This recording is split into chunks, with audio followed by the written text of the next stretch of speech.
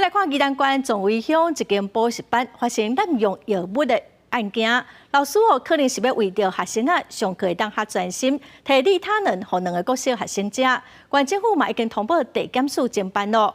外界嘛真好奇讲，这款利他能的这款管制药品是安怎来的？消息是表示讲，初步调查，这个老师讲是其他同学食剩的，检调嘛一定会侦办咯。补习班外口也收袂少学生伫遐行来行去，毛民众去内底问上课的代志。不过，这间补习班所逼出饲药的案件，叫县府下令停止招生。妈妈讲，听到这代志了，生会烦恼啊，烦恼哦，烦恼咯。这间补习班的家长收到消息，伊讲真正会烦恼。这间伫总位的补习班，老师若像无经过医师开药啊，就大主大意，甲两个国校的学生饲利他令这项药啊，要互学生上课更较专心。不过，经过社会安全网人员的通报了后，县府展开调查，专案依上发办。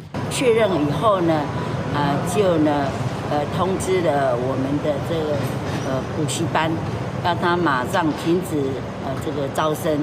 那本署接到通报之后，就指派检察官来侦办，并且在16号来向宜兰台湾地方法院来申请搜索票。之后呢，在17号就到补习班来执行搜索。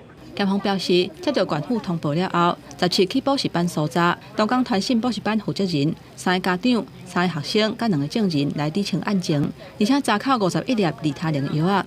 他是来自就是同班同学，有使用这个利他能的同学所剩余的药品。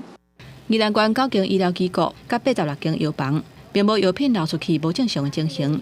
药品的来源初步调查是补习班共班的同学有咧食医生开的利他灵，老师甲伊剩的药摕来饲其他的囡仔。利他灵是属于第3级的管制药品甲毒品，若食了过多，会致使中枢神经系统受到过度的刺激。那也希望教育处应该要一一对于这个学校的小孩子的家长要去主动的联系，让家长也清楚知道是哪一所学校。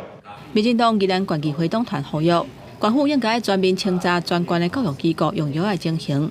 这个案件，互宜兰县各大教育机构用药的机制引起外界议论，而且到大公部门也无公布这间补习班的名。相关的资讯嘛拢无公开，互袂少家长心内是感觉真惊吓。记者综合报道。